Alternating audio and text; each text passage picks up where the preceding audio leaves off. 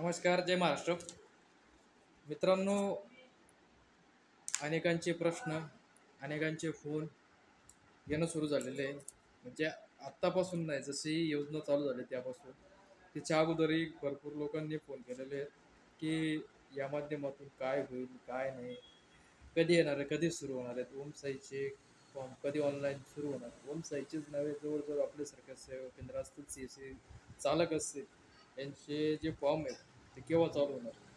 याची अपडेट मी अजून तर काही सांगू शकत नाही. रोजच्या आमच्या कलेक्टर ऑफिस, तहसील, नगरपालिका यांच्या मिटिंगा चालू आहेत. त्याच्यामुळे आम्ही ते काही सांगू शकत नाही. वरिष्ठांनी आम्हाला अजून काही कळवलं नाही त्याबाबत, त्याच्यामुळे ते काही सांगू शकत नाही. परंतु एवढं मात्र मी 3 गोष्टी आज इथं मी सांगणार आहे या व्हिडिओच्या माध्यमातून.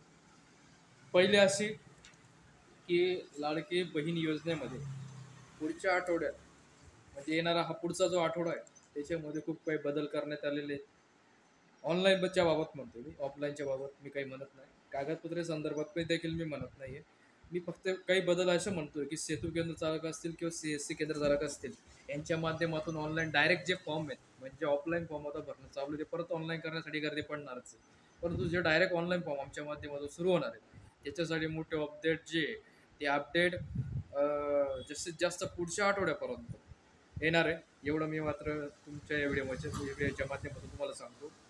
दुसरी गोष्ट अशी, की लाडकी बहीण योजना जर आली, त्याच्याबद्दल आता लाडका भाऊ योजना जो आहे तो चालू आहे. त्याचा GR देखील आता आलेला आहे. GR देखील त्याचा व्हायरल होतोय भरपूर ठिकाणी. तर GR वगैरे तुम्हाला तर सगळ्या गोष्टी पुढच्या व्हिडिओमध्ये किंवा मी जसं सखोल माहिती प्रत्येकाची घेईलच, त्याच्यामध्ये तुम्हाला मी सांगेलच त्याच्यात काय लाभ आहे काय नाही सगळं काही. दुसरी गोष्ट ही, की लाडक्या भाऊ योजनेमध्ये अपेंडिशिप 10 लाख पोरांना देण्यात येणार आहे. त्याच्यामध्ये अर्ज ऑनलाईन 12वी पासून सुरू होणार आहे.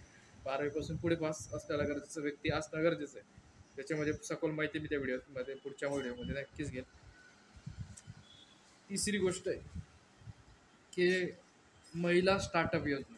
महिलांसाठी स्टार्टअप योजना म्हणजे 1 ते 25 लाखापर्यंत कर्ज योजना व्यवसायासाठी असो किंवा काहीतरी एक जोडधंदा असतो त्याच्यासाठी मिळणारं मानधन, मिळणारं कर्ज लोन, बिनव्याजी कर्ज लोन, स्टार्टअप योजना, ती देखील आता गव्हर्नमेंट शासनाने जे त्याचा अपडेट केलेला आहे. या 3 योजना ओमसाईच्या माध्यमातून प्रचंड धुमाकूळ घालणार आहेत धुळे शहरात तरी. त्याच्यामुळे माझी एक विनंती आहे, की पुढील अपडेट येईपर्यंत आपण प्रतीक्षा करावी.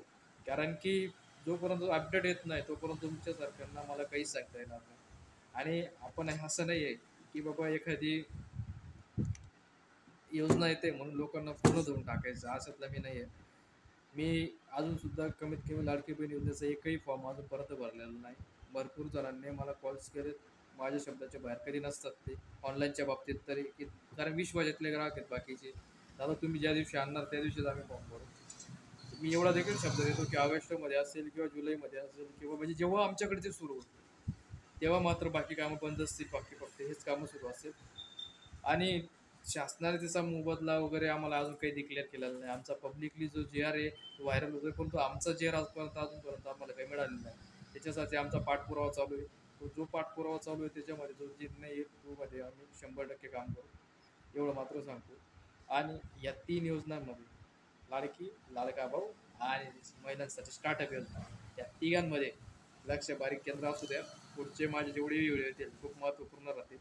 त्यामुळे जास्तीत जास्त आपल्या धुळ्यातील बाहेरचे संपूर्ण महाराष्ट्रातील जे काही बंधू असतील त्यांच्यापर्यंत शेअर करा. बंधू भगिनी सगळ्यांना करेल, आणि म्हणजे ज्यांना देखील एक माहिती होईल बाहेरची काही फसवणूक आहे त्यांच्या होणार नाही ही देखील काळजी घ्या. धन्यवाद. जय हिंद, जय जनसेवा, जय टायगर.